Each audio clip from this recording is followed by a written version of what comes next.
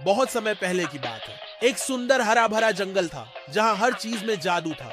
पत्तियां फुसफुसाकर बातें करती थी, नदियां गुनगुनाकर बहती थी और फूल सुबह की हवा में कहानियां सुनाते थे। उसी जंगल के बीचों बीच खड़ा था एक बड़ा सा पेड़, लंबा, घना और हमेशा मुस्कुराता हुआ। इस पेड़ का नाम था अर्नव। लेकिन ये कोई साधारण पेड़ नहीं था, ये था एक जादुई पेड़, एक ऐसा पेड़ जो देना जानता था लेकिन मांगना नहीं। अर्नव पेड़ को जंगल के सारे जानवर दादा कहकर पुकारते थे। कभी कोई पंछी उसकी शाखाओं पर घर बना लेता तो कभी गिलहरियां उसकी छाल पर चढ़ती फुदकती, खरगोश उसकी जड़ों के नीचे छुपकर खेलते और चूहों की टोली उसकी शाखाओं से लटकती हुई झूला झूलती। लेकिन सबसे खास रिश्ता था उसका एक छोटे इंसानी बच्चे से, जिसका नाम था राजू। राजू हर रोज पेड़ के पास आता, कभी उसके पत्तों से ताज बनाता, कभी उसके सेब खाता, कभी उसकी छाल पर अपने नाम की इबारत लिखता।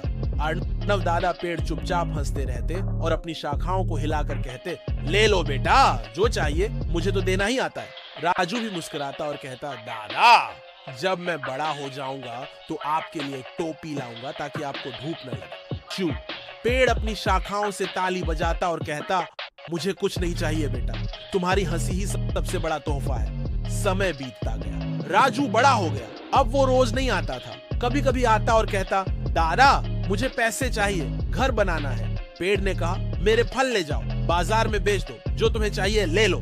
राजू ने सारे फल तोड़ लिए। फिर कुछ साल बाद आया, दादा, अब मुझे नाव बनानी है, दूर समुद्र पार जाना है। पेड़ बोला, मेरी टहनियां ले लो, काट लो, उनसे नाव बना लो। राजू ने ऐसा ही किया। अब पेड़ सिर्फ एक ठूंठ रह गया था, बिना पत्तों के, बिना शाखाओं के, खाली और अकेला। लेकिन वो खुश था क्योंकि उसने फिर से दिया। कई बरस बीत गए। राजू अब बूढ़ा हो चुका था। वो लौटा, एक टेढ़ी लाठी के सहारे। आंखों में झुर्रियां थी पर दिल में वही पुराना अपनापन। दादा, उसने धीमे से कहा।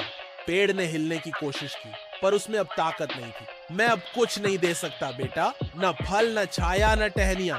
मैं तो अब सिर्फ एक पुराना ठूंठ हूँ।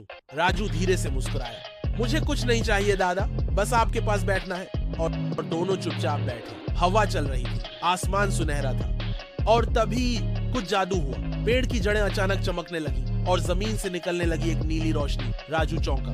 ये क्या है? पेड़ की एक टूटी शाखा से आवाज आई। अर्नव दादा कोई साधारण पेड़ नहीं थे, वो एक जादुई रक्षक थे, धरती के देनहार वृक्ष। राजू ने आंखें फैला दी। तभी जमीन से एक चमकता बीज उग आया, सुनहरा और हल्का। पेड़ की आत्मा उसमें समा गई। अब बोली एक रहस्यमयी आवाज, राजू, तुमने सालों तक इस पेड़ से लिया, अब समय है कि देने की ताकत तुम्हारे हाथ में दी जाए। राजू के सामने चमकती एक किताब खुल गई, गिविंग ट्री का रहस्य। उसमें लिखा था, जो देता है बिना शर्त वही असली जादूगर होता है। बीज अब राजू की हथेली में था और उस रात, एक चुपचाप तारों वाली रात, राजू ने उस बीज को उसी जगह रोप दिया जहां अर्नव दादा खड़े थे।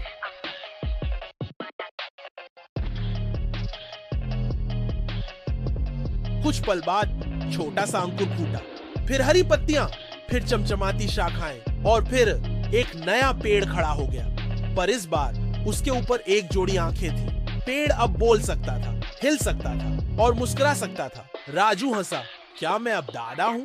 पेड़ ने सिर हिलाया। अब तुम भी गिविंग ट्री बन चुके हो, लेकिन ये जादू तब तक टिकेगा जब तक तुम बिना शर्त दोगे। और तब से उस जंगल में एक नया दादा पेड़ खड़ा है जो देने में विश्वास करता है। बच्चे आते हैं, खेलते हैं, खाते हैं और फिर अगली पीढ़ी को भी उसी पेड़ की कहानियां सुनाते हैं। लेकिन राज की बात, पेड़ अब सिर्फ फल नहीं देता, वो बच्चों को सपनों की बीज भी देता है, जो उगते हैं तो बनते हैं तितलियां, कहानी की किताबें, खिलौने और जादू की छड़ियां।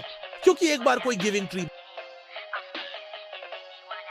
बन जाए तो उसकी छाया कभी खाली नहीं रहती। और तभी जंगल में एक नई कहानी शुरू होती है, किसी नए बच्चे के साथ, किसी नए ट्विस्ट के साथ।